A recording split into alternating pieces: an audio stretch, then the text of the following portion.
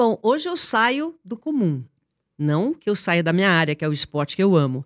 Mas nós vamos falar hoje de um esporte que eu realmente não conheço tão bem. Mas é um esporte lindo, é um esporte que com certeza você já acompanhou nos filmes, principalmente nos filmes de época. Nós vamos falar da esgrima. Hoje, agora, no Bastidores da Vitória.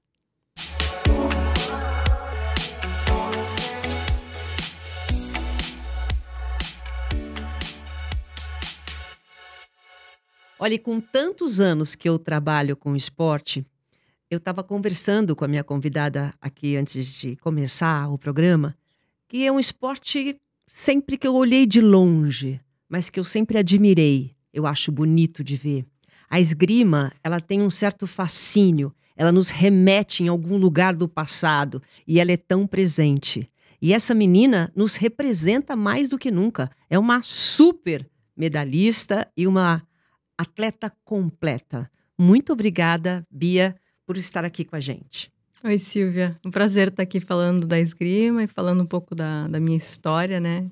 Obrigada aí pelas palavras também. Eu quero agradecer também o Esporte Clube Pinheiros, eles que sempre têm esse apoio ao atleta, né? Você está lá há muito tempo? Não? Sim, eu comecei a minha vida esportiva no Pinheiros, né? Desde pequena, a minha família toda já era sócia dali, e aí eu comecei na escolinha de esportes e tudo mais, e com 9 anos, ali por se encaixar nos horários da escola, o único esporte que dava era para fazer esgrima. Aí eu comecei lá, bem pequenininha. Ah, foi assim? É porque o único esporte que dava? Eu estudava em período integral e para se encaixar com meus horários só tinha esgrima naquela época. Olha, às vezes a gente acha que as coisas acontecem porque é por acaso, mas não é, né? Nada é por acaso, né? Exatamente, eu acho que é coisa muito do destino. E logo que eu comecei, o meu treinador ele era russo e eu era canhota. E logo na primeira semana ele chamou minha mãe e falou, não pode deixar ela desistir, que ela tem muito potencial. E ele gostava muito de canhoto. Olha. Então, aí eu fui indo, né? Vou até marcar aqui, quer dizer que quando é canhoto é bom. Tem um diferencial, assim, porque dizem que por causa do reflexo rápido e tudo mais, na esgrima tem um certo destaque. Os atletas, os mestres buscam muitos atletas canhotos, assim. Olha que interessante, nós vamos conhecer mais sobre isso, mas falar um pouquinho sobre a Bia Bulcão. Ela é multicampeã de esgrima, responsável pela medalha inédita nos Jogos Pan-Americanos para o Brasil, tem 15 medalhas de ouro internacionais, 17 medalhas de ouro nacionais. Hoje ela é palestrante motivacional, ela dá mentoria para atletas. Então, é um currículo, né, uma história que prova que a dedicação e a superação, elas podem mudar a vida de alguém. Mudou sua vida, a esgrima? Com certeza. Na verdade, a esgrima acho que me formou como pessoa, né? E acho que o esporte, ele é assim, ele tem esse poder de transformar as pessoas e me deu muitas oportunidades que provavelmente eu não teria se eu não estivesse fazendo esporte. Porque eu sempre falo, né, que esporte salva. Eu acho que o esporte chega a ser uma plataforma, né, para o jovem.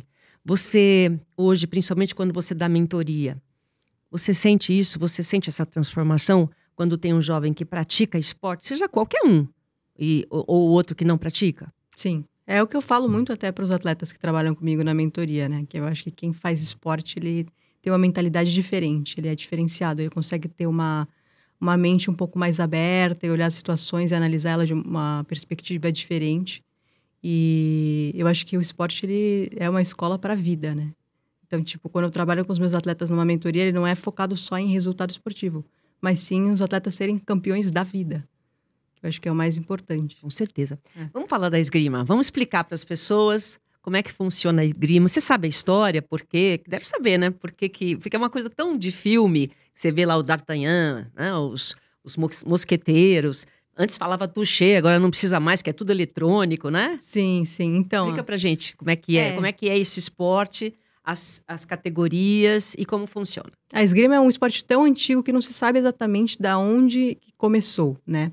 Se fala muito claro, da época dos combates medievais e tudo mais, depois foi evoluindo para um esporte ali, né, dos reis, né, uma classe mais alta de antigamente, E depois foi desenvolvendo para um esporte mais na Europa. Dizem muito que iniciou na Espanha e tudo mais. E quando começou não era esse sistema todo elétrico, né?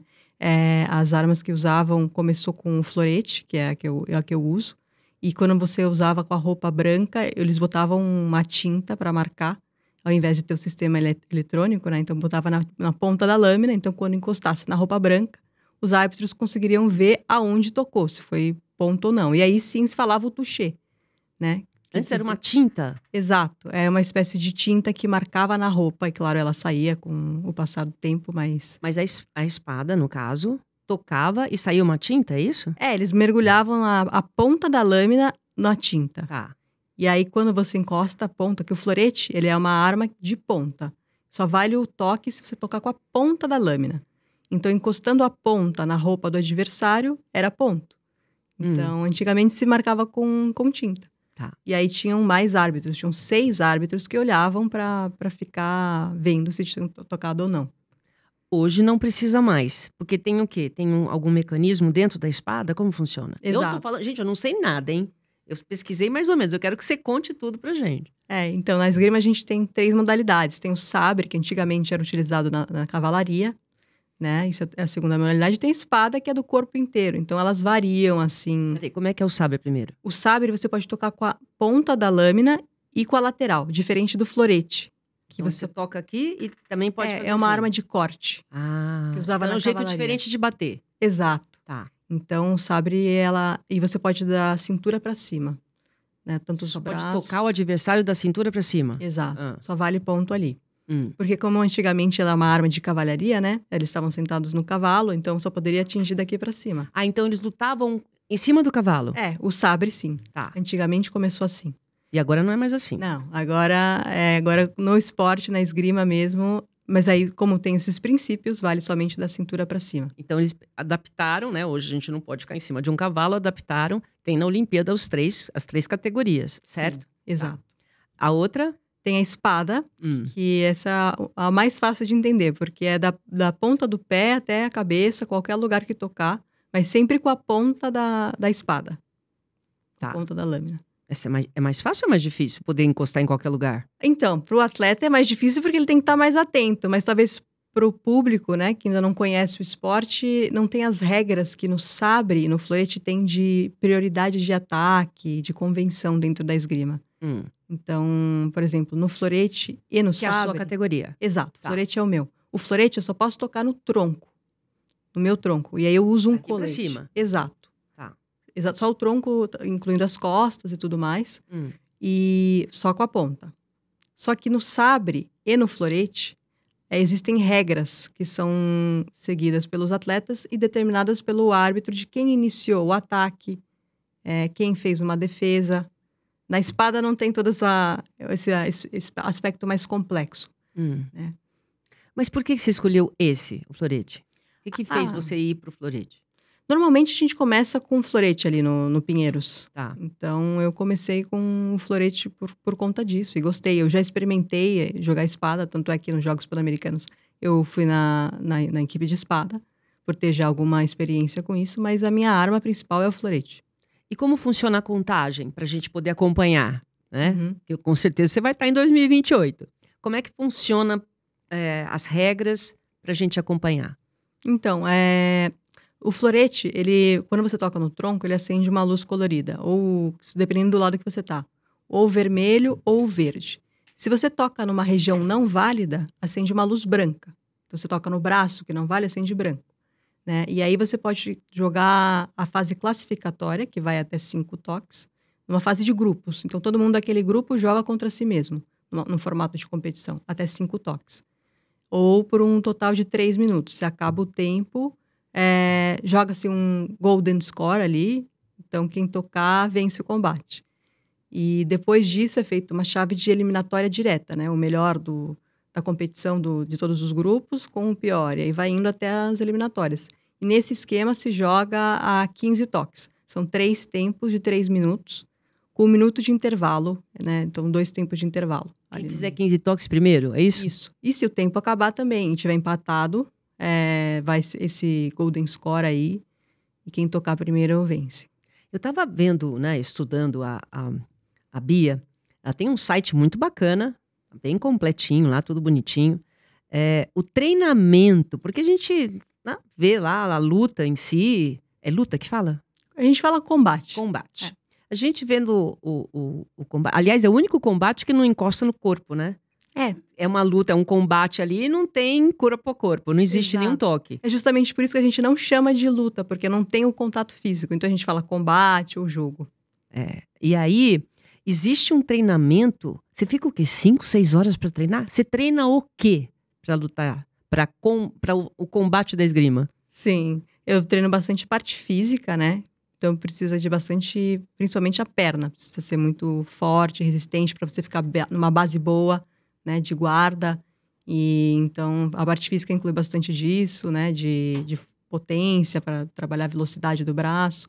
Mas não só isso, a gente faz bastante exercício dentro do treinamento de esgrima técnico, porque a esgrima é um esporte muito de detalhes técnicos, né? Então, é muito complexo, né? No início você precisa ter uma boa base técnica. Então você faz a escola de passos, né? Que são os trabalhos de perna. Você faz o trabalho com alvo, né? De toque, de precisão. Você faz o trabalho com o treinador sobre isso, sobre algumas situações táticas. E aí você vai pro jogo, pro combate. Então não fala combate. É combate, mas é um jogo, não é luta. A gente Não. fala jogo, vai pro jogo.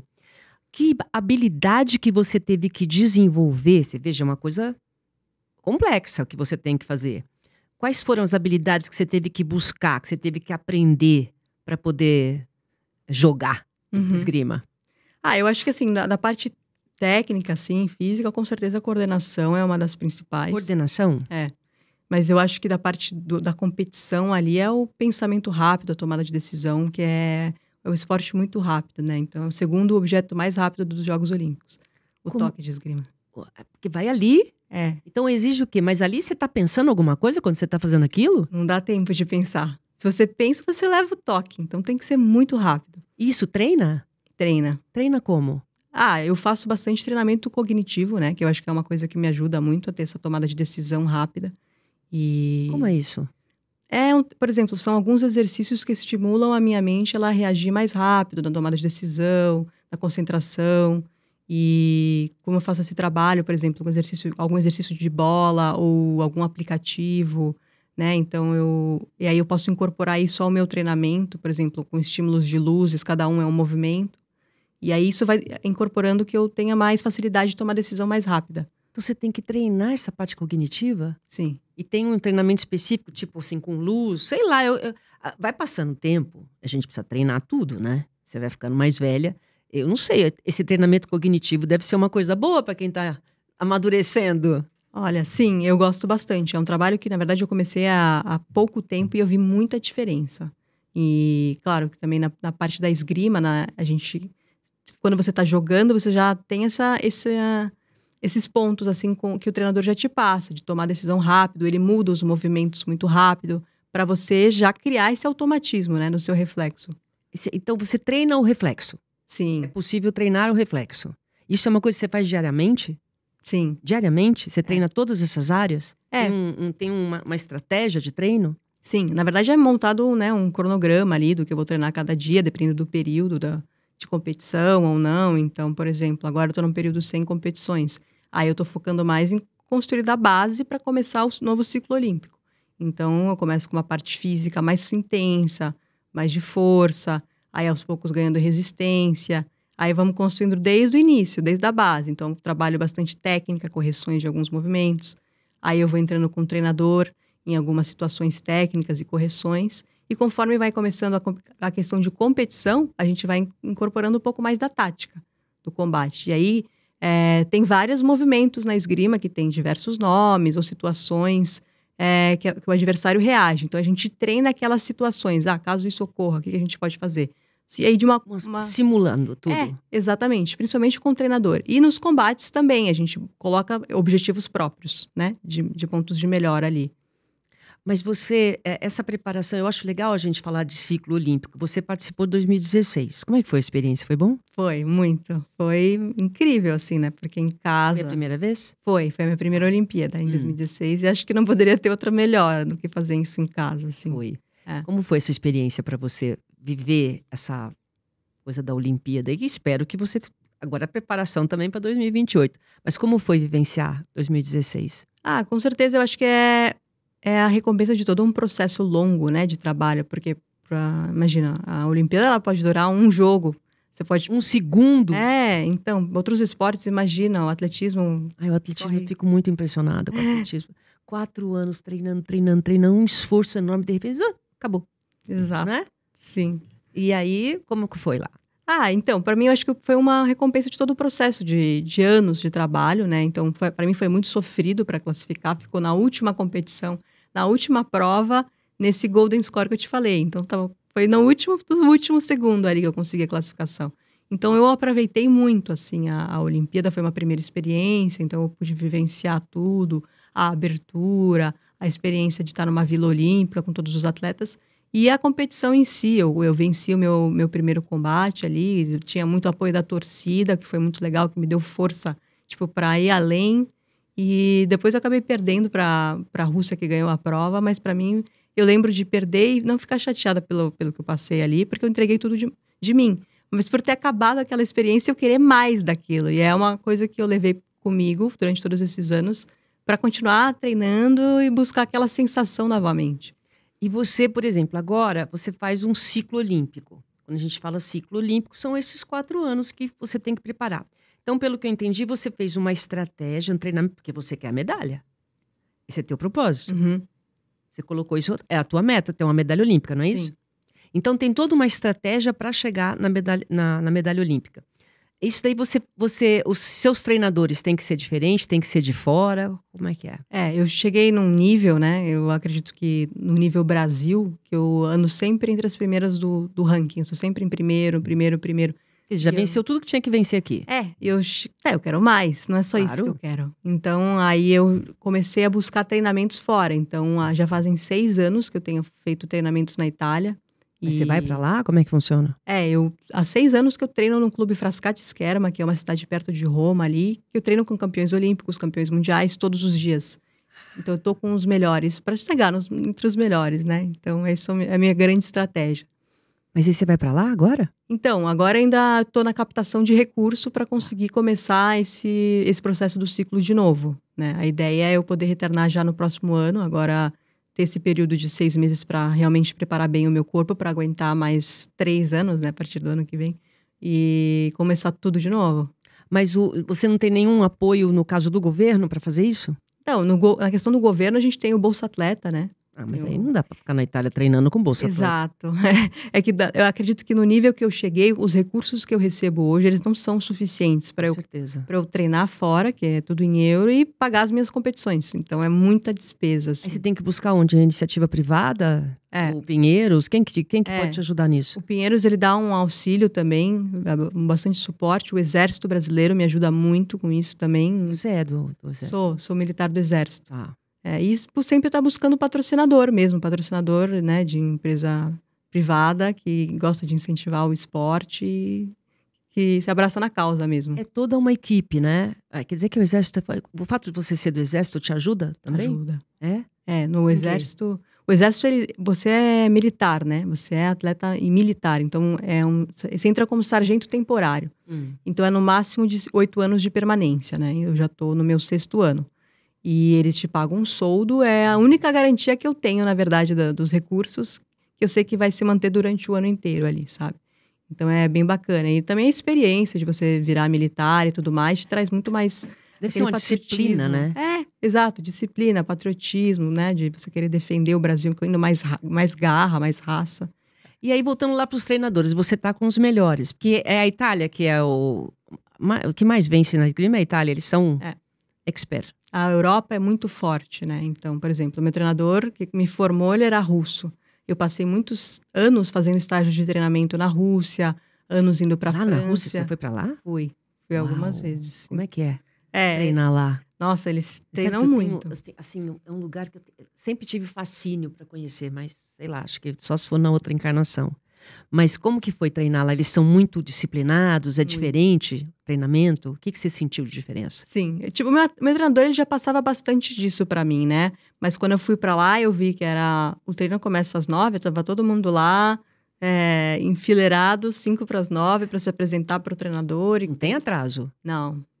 Se tem atrasado, eles têm que ficar correndo, alguma coisa, o treinador passa... Ou nem faz o treino. Já funciona assim também. Atrasou, fica dando volta no... Isso. E eu acho que a questão da disciplina também, eles treinam bastante lá, por exemplo, eles fazem treinamentos assim, camps, acho que a cada 15 dias, faz 15 dias de camp, 15 dias em casa, 15 dias em camp, então num centro de treinamento fazendo esse esquema, todo mundo treinando junto, é uma estrutura realmente impressionante, muito organizada. Lá na Rússia e na Itália, são os dois principais? São a França também, hoje em dia os Estados Unidos cresceu muito, né? E acho que em todos... Eles não crescem também, porque o que é para fazer, né? Talvez pelo fato da Europa ter uma coisa mais de tradição, dessa coisa medieval, é isso? Exatamente. Lá, por exemplo, na Itália, tem mais de 100 mil inscritos. 100 mil? Querem na aprender esgrima? Exato. Numa federação internacional, você tem mais de 100 mil inscritos. No Brasil, você vai achar 2 mil inscritos. 2 mil? É. Mas você estava falando aqui, não sei se foi antes da gente começar, que existe um interesse muito grande dos jovens, porque o que acontece? Quando tem uma Olimpíada, né, Jogos Olímpicos, dependendo do ídolo, né, se existe uma medalha, desperta mais a atenção dos jovens. Eu também quero fazer isso, que nem o skate, eu quero fazer isso, né? Aproxima. No caso da esgrima, não, é uma coisa um pouquinho menos divulgada, né?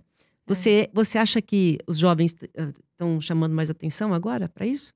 Eu acho que sempre depois de uma Olimpíada, né, acontece, ou de um resultado, dos jovens procurarem mais. Eu acredito que teve um boom muito grande depois dos Jogos Olímpicos de 2016. Muita gente já começou a conhecer esgrima também, porque muita gente não sabia muito o que era. Sabia que era com espada e tudo mais. Hoje já se sabe tem mais essa familiaridade. E muitas pessoas buscam já, mas não sabem aonde que pode fazer e tudo mais. Então, eu acredito que é um trabalho que tem que ser feito junto à confederação, de divulgação e tudo mais. E que, né, junto com os resultados, acaba aumentando a procura, né? Mas tem limite de idade? Qualquer pessoa pode praticar? Qualquer pessoa. Qualquer idade? Qualquer idade. De crianças até veteranos. Essa coisa de reflexo, peraí, tem que estar desenvolvido aí. Não sei não. Não, mas existe. Começar agora com reflexo. Ai. Existe categoria de mundial veteranos, então tem bastante. Assim, é um esporte abrangente, assim. Você é que você chega na categoria de 21, você vira sênior, que eles chamam. Então, você a partir 21? Isso. Você 21 anos? Tem 21 anos. Já é sênior? Isso, que é o... Nossa, qual será que é a minha categoria?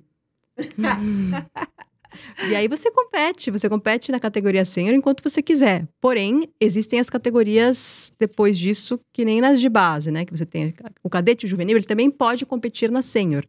E os veteranos também podem. Então, a partir de 50 anos, 60 anos, tem categorias reservadas ali para veteranos, pré-veteranos, assim como tem as categorias infantis, cadetes e juvenis. Muito legal. Bom, olha, ela está entre as 6 melhores no ranking mundial. Esse teu caminho até essa vitória, tudo bem, nós estamos falando aqui de treinamento, né? A gente sabe que tem que ter disciplina para praticar esporte, mas o que você teve que vencer? Porque você passa para mim uma coisa assim que é tudo fácil. Nossa, gente, tudo tranquilo, de repente eu tô aqui fazendo, né? Que ela tem um semblante de paz, de conquista. Mas a gente sabe que não é fácil, né? Esse bastidor da vitória não é fácil. O que você pode contar desse desafio que foi chegar até aqui? Eu acredito que a minha vida toda ela foi sempre de desafios, assim, por onde eu vim, como eu nasci, enfim. Conta pra mim. Eu acredito que... Bom, eu fui adotada com 6 meses de idade. Minha mãe é solteira e eu sou negra, ela é branca, solteira e sempre passei por esses desafios.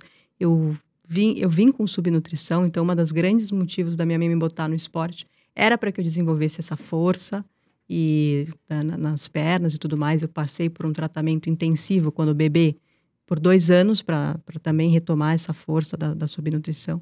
Mas ela sempre me incentivou dessa forma e a educação também foi uma forma de me incentivar. Então, eu consegui estudar em boas escolas internacionais e tudo mais, que também foram me dando oportunidades, assim, que talvez eu não tivesse. Se eu não tivesse numa família que valorizasse tudo isso, né? Valorizou esporte e educação.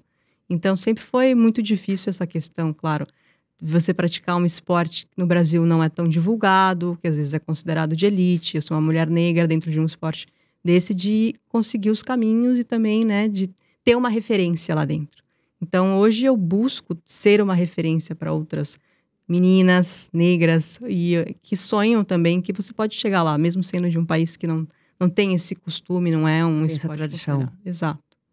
Mas são poucos negros? São. Hoje na equipe brasileira eu sou a única, tá? Na equipe adulta. Então é um pouco complicado, porque é um esporte que exige que você vá para buscar viajar para fora, né? Fazer treinamentos na Europa. Caro. Não é, o material no início ele não é barato. Claro, existem muitos clubes e hoje projetos que estão tentando mudar isso, né? Eles fornecem o material para a criança iniciar e tudo mais. Existem projetos sociais, tanto nos canteiros de Paraisópolis, lá em Paraisópolis. O Pelezão, que é uma escola gratuita que dá aula para crianças aqui em São Paulo de forma gratuita. Então, está começando, né? Mas é um processo longo e quando você chega no alto rendimento, eu acredito que também para todo esporte, quando você quer buscar algo mais, existe um investimento maior, né? E muitas vezes é muito difícil você ter um patrocinador que enxergue esse caminho a longo prazo. Então, no primeiro momento, sempre vem o primeiro investimento da família, né? Então, quando eu comecei e tive que participar do meu primeiro Pan-Americano, eu não tinha roupa oficial, que é uma roupa que é mais protegida para você evitar acidentes. Eu tive que pegar emprestada de alguém que era destro, mas eu sou canhota, porque eu não tinha e, enfim, não pode, na verdade, mas eu fiz isso. Aí para participar. Você não tinha dinheiro para comprar. Exato, eu não tinha como comprar. Nem apoio. E também em questão de viagem. Várias vezes eu tive que vender rifa Sério? para poder fazer esse primeiro passo, poder viajar e para conseguir materiais também, às vezes. Se você fazia isso sozinha, minha da sua cabeça? Eu vou vender rifa porque eu preciso de dinheiro para treinar, para buscar meu sonho? Quando eu era mais nova, minha mãe falava, não se preocupa, que a gente vai dar um jeito, porque eu ficava realmente Gostei da sua mãe já? Qual é o nome dela? Marinês. Marinês, gostei de você, Marinês. Então ela se virava, ela me apoiou muito. Assim. A gente vai dar um jeito. O que ela fazia? Ela fez ideias de rifa e falava... Não, mas qual que é o trabalho dela? Ela trabalhou com muita coisa, assim. Ela já foi gerente de bares e restaurantes, já trabalhou em banco. Ela foi uma das primeiras mulheres a ser auditora aqui no Brasil. Então, ela trabalhou com muita coisa. Ela sempre soube encontrar um caminho para se virar, enfim. Então, acho que ela, com essa experiência, conseguiu também passar um pouco disso para mim. E você é a única filha? Não, eu tenho mais uma irmã. Também mais uma irmã adotada. Ela, 9 anos mais nova. É uma missão, né? É uma missão da sua mãe, né? Uhum. Colocar uma pessoa maravilhosa aí para crescer. Você é uma pessoa muito agradecida, né? Com certeza. Todo dia, né? Eu acho que a gente tem que ser grato, independente de qualquer dificuldade, por ter a vida, que eu acho que é o maior presente que a gente tem. Porque você tá com 30, né? Que você falou? 30 anos. Mas eu sinto, desde a hora que ela entrou aqui nos estúdios, você sente a diferença quando é um campeão. Porque é atitude. É atitude. Toda vez que eu entrevisto uma pessoa que se destaca em algum esporte, eu sinto uma atitude diferente. Isso é uma coisa tua ou você teve que ir buscar? Eu acho que eu sempre fui assim. Desde sempre, assim. Mas eu acho que o esporte, ele me ajudou. Claro, são apresentados desafios, eu acho que na rotina de um atleta todo dia. E você é meio que forçado a enfrentar aquilo se você quer seguir... alcançar outros resultados melhores. E da mesma forma, quando você tem a sua vida, você tem os seus desafios diários e você tem que superar. Então, eu sempre tento olhar como uma forma de evolução. Vai me tornar uma pessoa melhor e tá me preparando para o meu grande objetivo lá na frente, que é a medalha olímpica. Então, eu sempre vejo por essa forma, sabe? E o que é legal, assim, hoje, antigamente, né, não tinha essa troca de você poder saber o que os outros estão fazendo. Né? Eu entrevistei um rapaz do vôlei e ele contando que na época que eles treinavam, quando eles chegaram, por exemplo, nos Estados Unidos para competir uma medalha olímpica, os Estados Unidos já tinham todo o esquema do computador, das informações, e a gente não tinha ainda. Então, hoje, é o que eu falo, está tão globalizado, as pessoas, você consegue ter essa troca com o que as italianas estão fazendo, o que as francesas estão fazendo. Então, se todo mundo tem essa informação, qual que é o diferencial do atleta para se destacar? Eu acredito muito... Todo mundo estuda, todo mundo treina. Qual que é o diferencial para ser campeão? É detalhe, né? Eu acho que é aquele que observa os detalhes e consegue trabalhar... Principalmente, eu acho que na competição é a parte mental, né?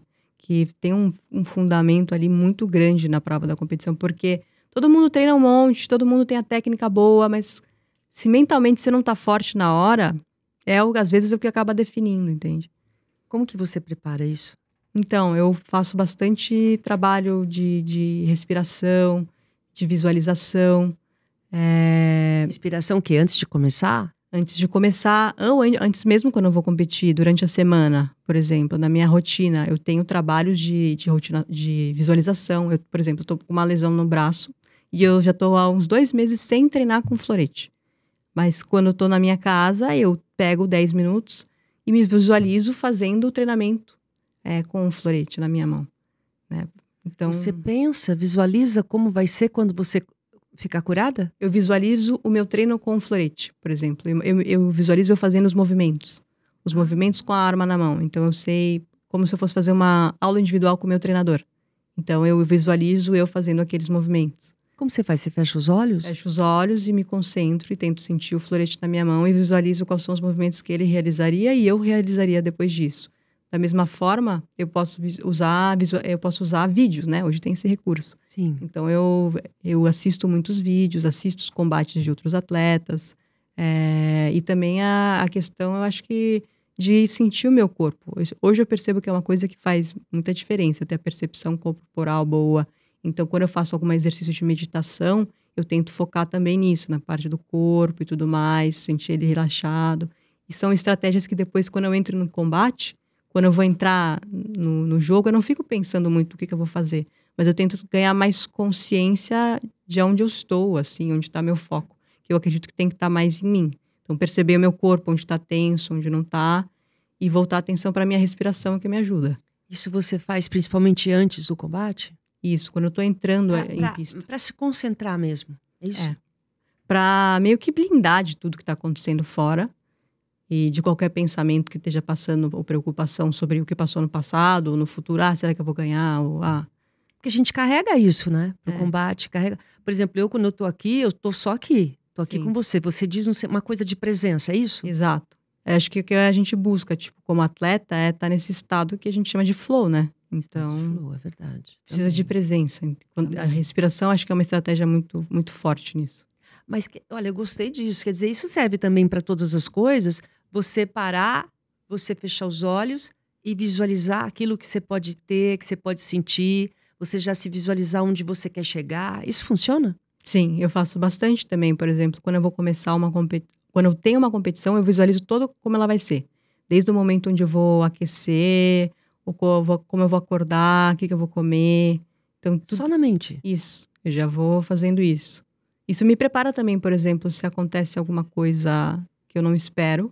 Eu também boto na minha visualização as coisas que talvez sejam para mim uma preocupação. Então, e se o árbitro vai errar nesse toque, ou se meu material não vai funcionar, se eu vou chegar atrasada, Mas isso não dá mais ansiedade, mais angústia? Então, eu acredito que quando a gente chega lá despreparado e não visualiza, como a esgrima é um esporte de tomada de decisão rápida, se você foca nisso, você leva 3, 4, 5 toques. Então, eu procuro também, antes da prova, me preparar para essas situações. Como eu vou resolver isso caso aconteça, né? Então, eu visualizo as situações também dando errado. Tudo na mente. Uhum. Você não está treinando ali com a espada. Não. Você está treinando... Peraí, esse aqui pode ter esse golpe. Tudo assim? Isso. Nossa! Quer dizer, o poder da mente, às vezes a gente realmente subestima, né? Normalmente a gente pensa que o atleta ele tá muito focado na questão Só no física. Físico. Eu jamais poderia imaginar que um atleta pensasse antes em tudo. Tudo bem, a jogada em si. Você preparar a jogada. Peraí, agora, eu sei que é uma decisão rápida, mas você visualizar tudo, você visualizar você treinando, você visualizar agora você tá com um problema no braço, como é que vai ser quando ficar bom. Incrível isso. E tem tido resultado? Sim. Eu sinto muito, muito mais tranquilidade quando enfrento alguma situação que, de repente, na competição poderia ser um obstáculo antigamente. Desde que eu tenha feito essas coisas, eu tô me sentindo muito melhor, assim, em relação à presença, principalmente no jogo. E nos meus treinos, por exemplo, como eu disse, eu tava com esse problema no braço. E fiquei 2 meses sem jogar. Antigamente, talvez isso fosse uma grande preocupação. putz, 2 meses sem jogar, será que eu vou conseguir voltar bem? E agora eu tô retomando a treinar. E a parte de perna e tudo mais, parece que eu não parei. De tanto que eu trabalhei isso, sabe? Porque também tem a pressão, por exemplo, numa competição. Tem plateia, tem gente assistindo, não tem? Sim. Fica todo mundo em silêncio? Não. É barulho bastante. E o adversário, ele também grita, né? Ele comemora o toque. E às vezes isso também Te desestabiliza. pode desestabilizar. E aí você tem que se concentrar, fazer essa preparação mental também para aguentar essa pressão. Exato. E tudo aqui. Porque É. você não visualizou, você não passou por aquilo. Então você já se prepara mentalmente. Exato. Eu acho que cada atleta tem alguns pontos, né? Que talvez deixem ele um pouco mais tenso, um pouco mais preocupado. E eu acho que é uma questão de experiência também, né? Então eu já passei por diversas situações, mas sabendo disso, eu trabalho elas antes. Bom, caso isso aconteça, eu tenho que voltar o meu foco para mim. Eu falo sempre, minha mente tem que estar onde estão os meus pés. É uma frase que eu uso bastante. Olha, gente, para É. tudo. Minha mente tem que estar onde estão os meus pés. Jamais esquecerei. É. Eu vou sempre olhar para o pé para saber o que eu tenho que fazer, onde eu tô. É Sim. legal isso, não é? Você passa isso para os jovens também. Passa. Porque assim, hoje tem um momento que você tá assim, fazendo um negócio, nós estamos aqui, mas eu tô pensando, tem isso, né? O dia todo você tem um monte de compromisso. Você tem um monte de estímulo. Você usa o celular? Uso. Você desliga o celular para poder fazer as suas mentalizações, porque isso aqui tira. É. Eu já fiquei sentada aqui. Um dia eu acordei de manhã, fiquei 1 hora. Eu tô 1 hora aqui, eu não percebi. Porque a mente da gente se distrai. Então tudo isso é o quê? É um treino. Você nem chega perto do celular. Eu tenho uma rotina, né? Eu boto na minha rotina, por exemplo, na minha primeira hora do dia, eu não mexo no telefone. Não mexe. Não. Então, Por que a primeira hora não pode? eu acredito que seja a hora mais importante ali, onde é o primeiro do dia. Então, eu quero absorver coisas que vão deixar o meu dia mais produtivo. E é aqui. É. Você já começa de manhã, já olhando tudo, quer dizer, todos os tipos de estímulos, isso daí já pode tirar o seu foco, é isso? Acaba já te deixando num ritmo muito diferente de ansiedade. Aí você pega o celular a primeira hora do dia, você começa a pegar ele toda hora, né? É. Então eu não olho. Eu deixo a primeira hora do dia para eu tomar um banho, fazer uma meditação, meus agradecimentos, tomar meu café, ficar com a minha família ali. Aí depois eu começo o meu dia com esse ritmo. Mesma coisa quando eu vou dormir. Se eu começo a mexer muito no celular antes de dormir, provavelmente eu vou ficar com a mente muito, né, agitada. E vou tomar um pouco de tempo para dormir e tudo mais. Então, também, uma hora antes de dormir, eu não mexo no meu celular. Então, atenção, atletas. Dica da Bia. Não fique muito no celular. Isso é importante, né? Com certeza. Porque a gente precisa estar concentrado ali naquele momento de treino e tudo mais. Então, acho que, por exemplo, muito atleta hoje fica com o celular ali no treino e tal. Então, acaba atrapalhando a concentração no que precisa ser feito. Você acaba se distraindo. Em relação à tecnologia, você acha que a tecnologia ajuda ou atrapalha o esporte? Olha, eu acho que ela pode ser usada de uma forma muito positiva hoje em dia, né? Em questão, por exemplo, de análise de vídeo, né? Análise biomecânica, a esgrima mesmo. Eu acredito que com a tecnologia hoje faz muita diferença. Existe o recurso, né, do VAR na esgrima há muitos anos e tem feito grande diferença, né? Hoje a esgrima é toda feita de parte eletrônica, né? O colete é elétrico, isso facilita muito, assim. E o VAR tem sucesso? É sempre uma opinião de alguém, né? Porque no toque, uma coisa tão rápida. Mas eu acho que faz muita diferença, principalmente para os árbitros. Eu acredito que é muito difícil de ver também. Então, ter aquele recurso diminui os erros, com certeza. Você agora nessa Olimpíada de 2024, você trabalhou como comentarista, foi a primeira vez? Não, na de Tóquio eu fui comentarista também. Só que a gente estava no meio da pandemia, né? Então foi à distância. Agora na de Paris eu fui lá para os estúdios da Globo, fiz lá a transmissão com a Globo. Foi uma experiência bacana, assim, tá lá com os outros atletas, né? César Cielo, Daiane, atletas que eu admiro ali, juntos, falando do esporte. E você tá igual ali, né? Então a gente estava lá torcendo para os atletas na sala ali, enquanto eu esperava comentar, torcendo para os atletas do Brasil todos juntos, assim. Então foi bem legal. Qual foi a sensação? Porque é complicado quando você chega numa sala e só tem ídolo, não é? Sim. Eu me senti muito bem, assim. São pessoas que eu admiro e que eu vi que eu estava ali com eles, assim. Então Foi meio que a minha Vila Olímpica ali, sabe? É verdade. É. Aqui no Brasil, você ficou dentro da Vila Olímpia? Fiquei. É obrigado a ficar, né? Os atletas têm que ficar na Vila Olímpica. Tá. Isso também não dá uma distração, não?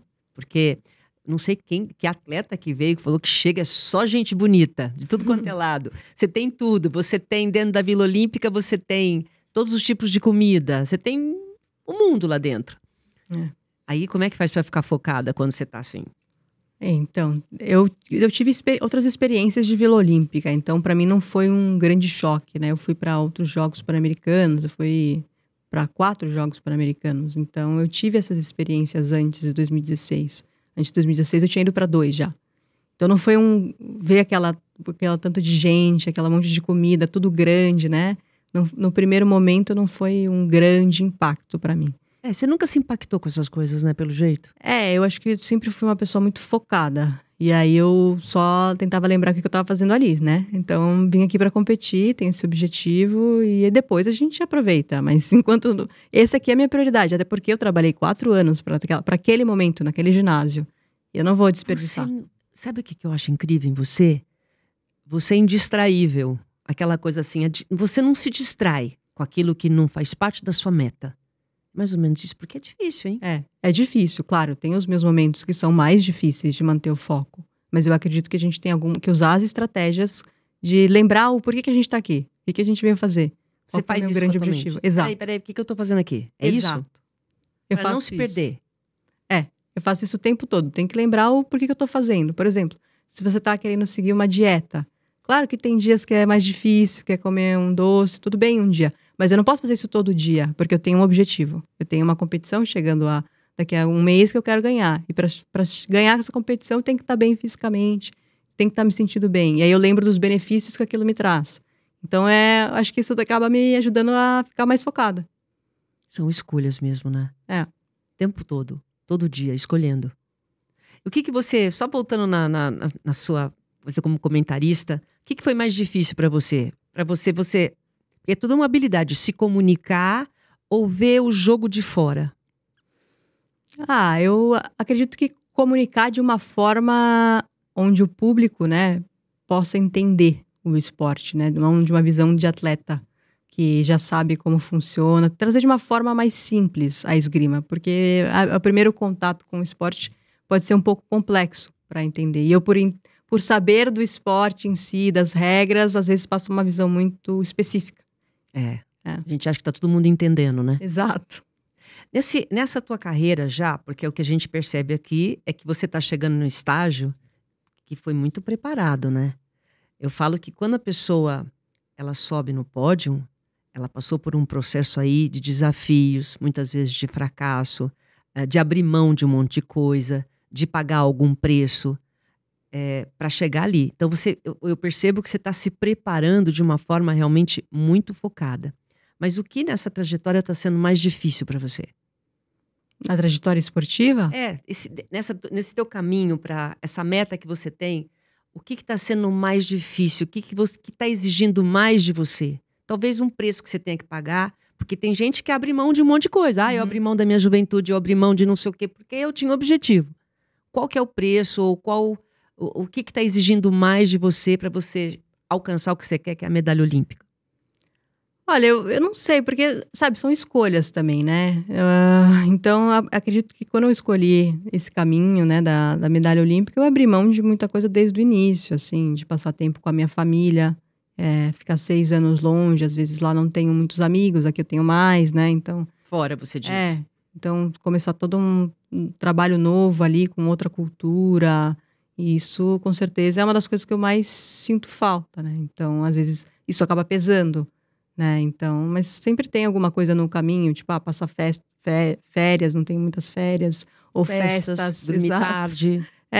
Festas, e a questão, às vezes, para mim não é uma grande dificuldade, mas a questão da alimentação, entendeu? Então, tipo, tem algumas coisas que o atleta ele vai abrindo mão, mas como você eu disse... já não sente mais falta, né? Porque... Você já tá tão disciplinada que você não sente mais falta de dormir tarde, de uma festinha, de comer alguma coisa diferente, você não sente falta. Sim. Você já Você já até gosta dessa tua rotina. Porque eu acho que eu já adaptei, eu sei do benefício que aquilo me traz em relação ao meu objetivo. Mas com certeza a questão da família, às vezes ficar longe, é uma coisa que eu não gosto muito, sabe? Então eu procuro sempre que estou no Brasil aproveitar ao máximo essa oportunidade de estar com os meus amigos, com a minha família, para recarregar as energias, assim. Porque a maior luta que a gente tem na vida é com a gente mesmo, é com a nossa mente. É com a forma como muitas vezes tem uma vozinha que fala, imagina, desiste. Não, você não precisa disso, né? Vai descansar. Isso então tudo tá tão disciplinado na sua vida que você nem sente mais falta. Exato. Às vezes quando eu tô Você numa não sofre. situação... Sofrer, a gente sofre às vezes, claro, mas... O quê? Alguma coisa que você fica com, eu queria tanto isso, mas não posso. Porque acaba que você bota na balança, entendeu? O que vale mais a pena? O que vale mais a pena? Aí eu boto meu objetivo em primeiro lugar. Tem que ter muita maturidade para falar isso. Com certeza. Como é que são as suas mentorias? Principalmente você trabalha com os jovens. Qual que é o feedback, o retorno que você tem? Eu tenho recebido um retorno muito positivo deles. Eu acho que é uma oportunidade de eu passar a minha experiência. Foi uma coisa que eu sempre tive, assim, desde pequena, em querer meio que transformar a realidade da esgrima no Brasil. E só que, conforme eu fui ganhando maturidade, experiência, eu entendi que não é... de repente eu construí um centro de treinamento, uma coisa muito mais complexa. Não, pode ser bem mais simples. E eu acredito que hoje, que é eu trabalhando diretamente com os atletas e plantando ali uma sementinha e lapidando ali a mente deles para estar um pouco mais preparada para qualquer desafio que eles tenham que enfrentar, né? E que eles não tenham que passar pelas mesmas dificuldades que eu, de uma forma despreparada, né? Então, dificuldades você diz porque não tinha muita referência. Você Exato. foi criando, né, sua própria referência. Você, porque quem é a tua referência? Eu Brasil. não tive muitas referências na questão de esgrima, assim. Sempre olhei para outros você esportes. é referência pelo que você falou. Sabe, uma mulher negra, linda, por sinal, se posicionando num lugar que as pessoas antigamente não chegavam até esse ponto, né? Então hoje você já é uma referência para muitas mulheres, principalmente, né? Sim.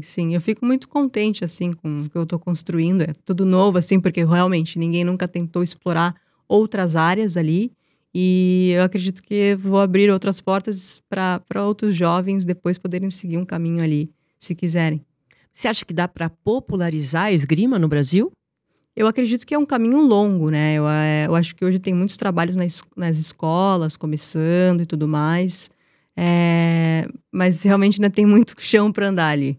Você acha que falta, por exemplo, uma oportunidade, principalmente nas escolas, para oferecer esse leque de opções que são os esportes? Porque muitas vezes coloca lá as crianças numa quadra, joga aí um vôlei, joga aí um basquete, dá uma corridinha em volta, mas não apresenta essa variedade que a gente tem de esportes, principalmente esportes olímpicos.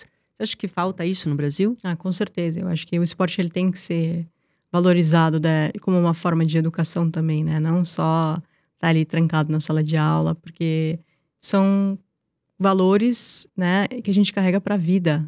Então, eu acredito que eu aprendi mais com o esporte e com a minha vivência ali em viagens, em trabalhar em equipe e sobre novas culturas no meio do esporte, do que na escola, sabe? Então, eu acho que tinha que ter um pouco mais de abertura, sim, para modalidades diferentes, né? Para as pessoas explorarem outras possibilidades de esporte que elas possam seguir também.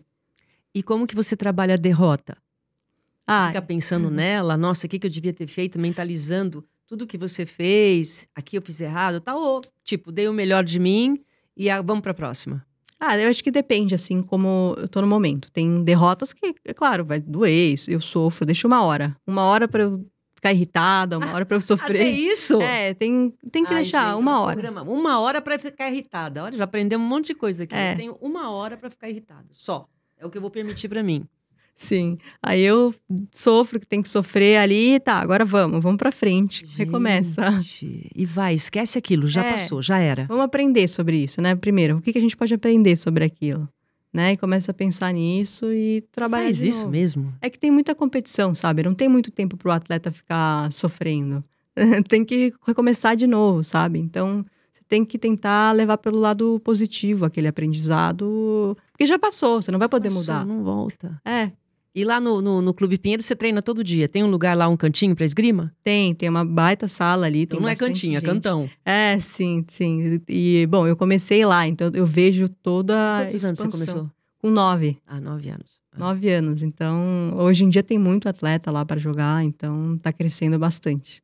Então deixa uma mensagem aí para essa mulher, para essa menina, para essa criança que está se inspirando, pode assistir o nosso programa. Como é que ela faz para começar? O que ela tem que desenvolver para chegar até você? Bom, acredito que primeiro tem que se divertir, né? Eu acho que o esporte ele é para ser uma ferramenta para você evoluir na vida. Então, divirta-se, se dedica e confia que vai dar certo. Segue o seu caminho, que ele é único, e confia em você. Olha, eu estou impressionada com a sua maturidade, impressionada com sua determinação, o teu jeito de falar.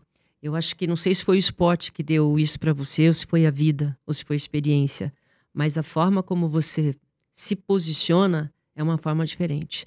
Por isso que eu falo, os campeões, eles têm um bastidor diferente. Então tem que prestar atenção no teu filho, né? Na criança, no talento dele, para já encaminhar para o lugar certo, né, Bia? Sim, com certeza. Eu acredito que o esporte ele ajuda, né? Não traz vitória só dentro da pista, né? Como eu falei, ele proporciona você buscar ferramentas ali que possam ser utilizadas para você virar um campeão na vida, né? Então, eu acho que isso é o mais importante. Só para a gente encerrar, qual que é a imagem que vem quando você pensa, puxa, esse momento foi o momento mais especial até agora?